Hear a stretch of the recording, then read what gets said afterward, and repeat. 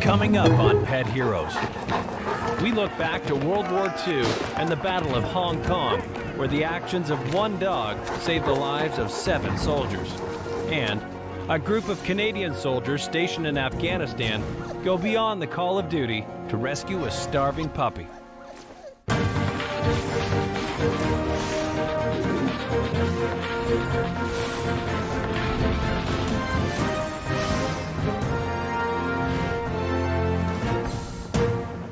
Hi, I'm Jason McCoy, and welcome to Pet Heroes.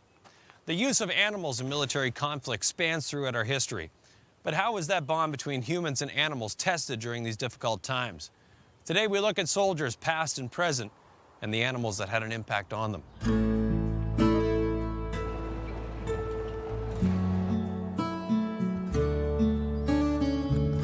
Robin Walker lives in St. Thomas, Ontario, and is the author of Sergeant Gander, a Canadian hero.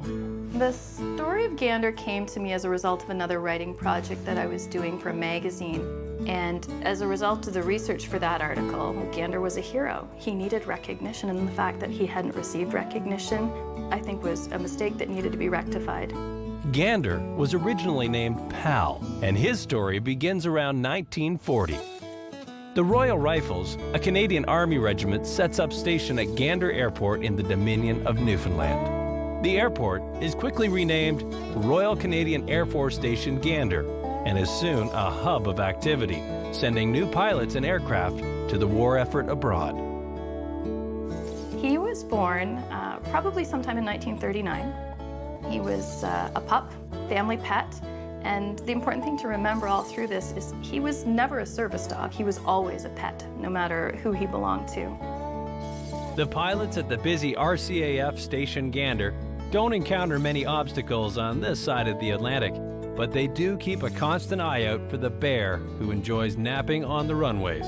More than once they did have pilots radio in that couldn't land, bear on the runway, please advise. So he was a character. The friendly dog is a favorite with the children, but after accidentally scratching a young girl, the Haydens decide that Pal is too big to be a family pet. They offer the big Newfoundland to the men of the Royal Rifles stationed at RCAF Gander, who graciously accept and rename him Gander. Jeremy Swanson, a former commemorations officer with the Military Museum in Ottawa, worked closely with the veterans of the Second World War. The regiment inherited the dog Pal and called it Gander, and that was where it all came from. So he became part of the regiment. The men absolutely loved him. He even had a number. He was on the strength, so to speak. He even had rations. They called it a military mascot. They did give him an honorary title of sergeant, so he was known as Sergeant Gander, and he had stripes that went on his harness to prove his rank. Oh, I better look at this, Sergeant. He was assigned a kit bag with his bowl and his brush, and he was assigned a handler as well, who was responsible for the day-to-day care of the dog. His handler was, at that point, a young man by the name of Fred Kelly. He and the dog were inseparable. He used to jump into the shower with them, he used to drink beer, and used to travel with them everywhere, and he became the mascot. They built him a doghouse outside, and he put up such a fuss, howling and carrying on, that the soldiers just said, forget it. Fred Kelly brought him inside the barracks, and he slept right next to Fred during the night. In the fall of 1941, British forces, stretched beyond their capabilities in defense of their homeland, request assistance from Canada. In October of 1941, the Royal Rifles and the Winnipeg Grenadiers are sent to Hong Kong to strengthen the garrison against an attack by the Japanese. The men were adamant that they weren't going to leave Gander behind. So when they got their orders to ship out, there was literally no discussion. The dog is coming with us. The Royal Rifles journey across the country by train. Arriving in Vancouver, the regiment attempts to lead Gander on board the Prince Robert, the ship that will take them across the Pacific to Hong Kong. But the captain quickly turns the bear away. They put up quite a fuss, convinced the captain that this was just not a bear, just a very large dog. Gander was allowed to board, and he made the journey across the Pacific to Hong Kong with the Canadian soldiers. The Royal Rifles, with their mascot Gander in tow, land in the British colony of Hong Kong on November 16, 1941. They had very little training, but they were all completely fitted out, and they helped the Hong Kong garrison's morale tremendously because they saw these young, fit men turning up with their dog in the front. I think that they drew a connection to home, to things from home. I think they recognized in him their own pets, perhaps, and they recognized somebody who was loyal and devoted, dedicated to them. And there was definitely a connection between the dog and the men as to normality. Kelly McMillan is a clinical counselor who works closely alongside military personnel to assist soldiers who have experienced trauma.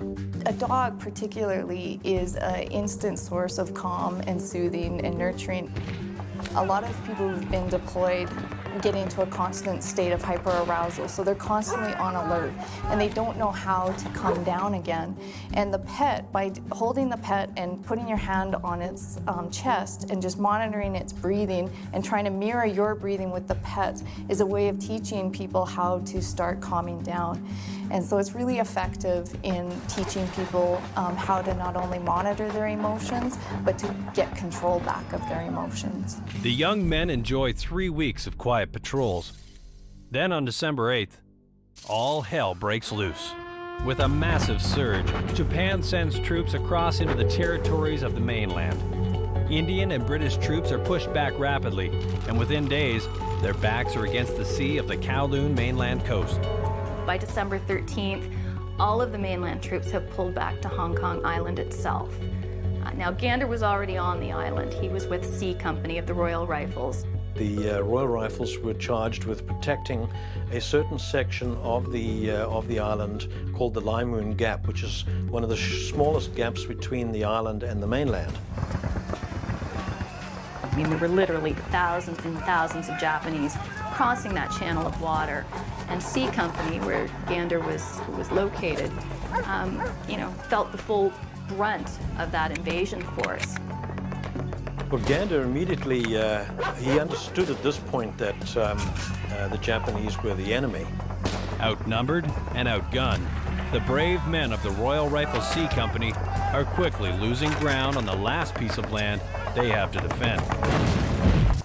Braving the invasion of the island of Hong Kong by the Japanese ground forces, the Canadian Army's Royal Rifles struggled to hold their tenuous position at Limoon Gap, a 400-meter water channel that separated the island from the mainland. And it was a hellish several days because the bombardment almost never stopped. At that point, the overwhelming numerical superiority of the Japanese is coming into play, and the Canadians are being forced back off the beaches, and they're pulling back into the hills of Hong Kong. And C Company, where Gander was located, felt the full brunt of that invasion force. Reports tell of Gander rushing the Japanese and biting their ankles, and even a story of 2 Japanese soldiers with bayonets running away from the dog with Gander after them, biting, snapping at their heels. Eyewitness accounts recall being shocked that the Japanese didn't simply shoot him. But he was large, he's big, he's rearing up on his hind feet, he's got a big set of teeth. It was probably a very frightening sight. I have no doubt that the guys had not just an intense bond, but a really incomparable respect for Gander because, again, he was a hero. I mean, he fought on his own and went where the guys were unable to go or unwilling to go. Gander continues to attack Japanese troops when they venture too close to his wounded comrades. The Royal Rifles recall the enemy running away from Gander, shouting, "Black Devil" in Japanese. Later, during interrogation in prisoner of war camps, the Japanese would ask the Canadians about the Black Devil. The enemy thought the Canadians had trained the Black Beast to fight in battle. Wendy McClellan, a doctor of veterinary medicine, offers her unique perspective on animal behavior. Newfoundland dogs are known for their acts of heroism. They're physically strong, they have a really sweet nature, and they have quite a lot of guardian instincts. When Gander recognized the threat, he went into protection mode. He positioned himself between the Japanese and the soldiers he was bonded to. This situation can be compared to a pack in that the whole pack protects each other. It's very much a situation of you watch my back, I'll watch yours. The battle rages on, but C Company of the Royal Rifles continue to be pushed back from Limoon Gap by the invading Japanese forces. And it was very typical for the Japanese to lob grenades up into the mountains, up into the hills, and the Canadians, if they were fast enough, would run out, grab a grenade, throw it back down at the Japanese. So this sort of game of catch was going back and forth. Gander and C Company of the Royal Rifles continue to counterattack the Japanese forces throughout the night of December 18th. As day breaks, Gander and a group of wounded Canadian soldiers recover and regroup following a failed attempt to retake a fortification on high ground the night before. Suddenly, a grenade lands in front of the wounded men. They can't get away. They're looking at this thing and, a grenade. And the soldiers know they can do nothing to get away from it. What they saw out of nowhere came a black blur, which was Gander. He came charging out, gathered the grenade in his mouth, and took off with it.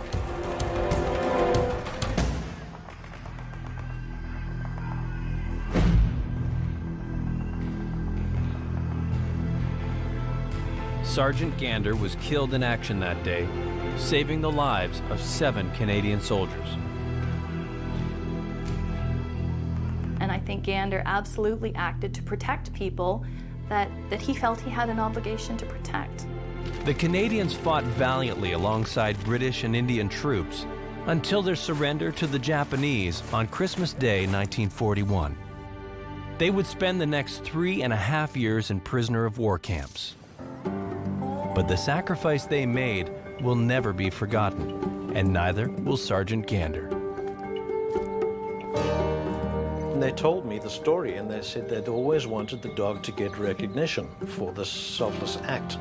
So that was the trigger for me.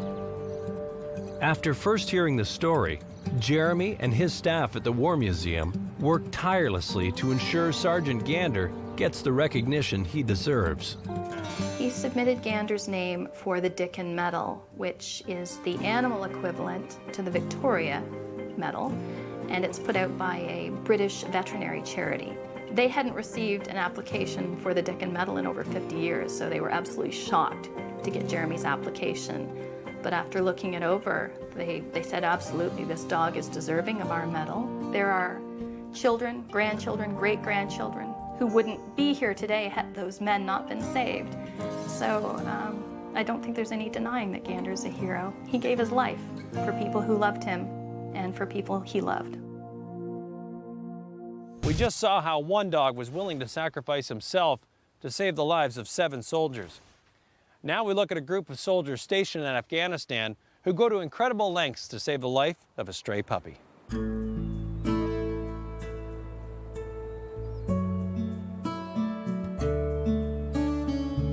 Robin Roy Hampton lives on a farm in southern Saskatchewan with her husband and their 3 dogs.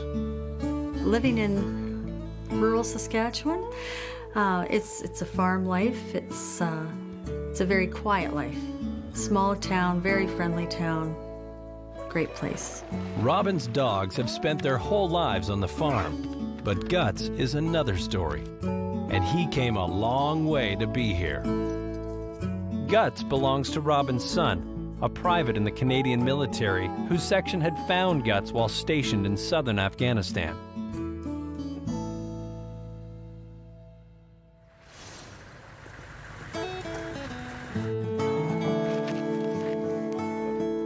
My son met Guts when he got back to Afghanistan after being home for his Christmas leave. As the soldiers eat breakfast, a small puppy wanders in, desperate to find something to eat. They started feeding him bacon, and he ate so much that he actually bloated. That's how he got the name Guts. Oh, they connected right away. They had made a little bed for him, but he would go and whimper at somebody's cot till someone put him up on theirs. A dog can enter a camp and suddenly everyone's attention is attracted to the dog, and for a moment the stresses of war sort of disappear. And a dog speaks a common language, so everyone can accept a dog regardless whether it comes from the enemy or not. And a dog can provide grounding to a soldier. It can sort of allow them for a moment to experience a break from war. A dog is also very soothing. When the guys are deployed, they're in a constant state of fight or flight, typically. So their blood pressure's up, their heart rate's up, and their breathing is faster.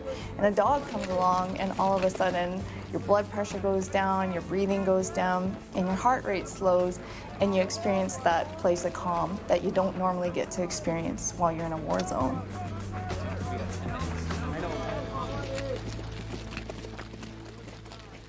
During times of stress, animals can be so important. They provide a non-judgmental presence, constant companionship, and physiologically, even by just petting them, it reduces cortisol and blood pressure, having a real calming effect on the soldiers. As they begin their journey to Kandahar City, the soldiers must decide what to do with Guts. They know if they leave him behind, he won't survive. The next group that was coming in would have had to do away with him. So they decided they would throw him in their backpack, and away they went. They knew that their tour was going to be up in a couple of months, and if they wanted to get him home, they were going to have to get things rolling. And at that time, they were in Kandahar City, and they weren't supposed to have dogs there, and there were a lot of diseases, too, with dogs. The survival rate is very low. Taking you home. Albert Wong is a retired lieutenant commander with the Canadian Armed Forces living in Mississauga. Albert's own dog, Wutan, was rescued from Afghanistan, an event that prompted him to volunteer with Newfoundland Dogs, an organization dedicated to helping soldiers get their pets out of war zones. We've had about 8 dogs come back now, and 1 cat. It is an underground railway of pets. I feel like one of those, you know, I show up at the airport and they say, I'm receiving a dog. Their lives are literally in the balance. You know, if we did not do the paperwork right, or if we had a missed connection somewhere, imagine they're stuck in Islamabad in the airport holding area in that heat and humidity. So their lives are in the balance. The process of hiding Guts becomes more and more difficult every day, as the soldiers' families work with Albert and Newfoundland Dogs to raise the money to bring Guts home. I need you down at watering hole 5. My son and the other soldiers were willing to pay it all themselves, but they thought, well, any help they can get. And it was amazing. People from all over the world that sent in funds for him. It was great. The guys would take a risk to keep the animal with them because of the rewards the animal brings to them in terms of comfort, security, but also it's a bit of fun. So there's a bit, these guys like a challenge, and it's a challenge trying to hide the pup or to try to figure out ways to outsmart superiors to make sure that they keep the puppy, you know, hidden away if necessary. It becomes fun, and it becomes another team activity. And it's kind of neat to see the guys rally together to strategize how to, you know, make sure that the animal stays part of their team. Having finally raised enough money to bring Guts home, the soldiers decide it's time for the young puppy to begin his long journey. They entrust him to a local taxi driver, who will then transport him to Kandahar Airfield, where he'll be checked out by a veterinarian before being put on a flight to Kabul, just one of many stops to come. We booked him on a flight from Kabul to Islamabad. Someone else met him, took him into a shelter in Islamabad, and again the veterinarian had to look through it and look him over, make sure he validated all his vaccinations, and created a new set of documents that the Pakistani airport authorities would recognize.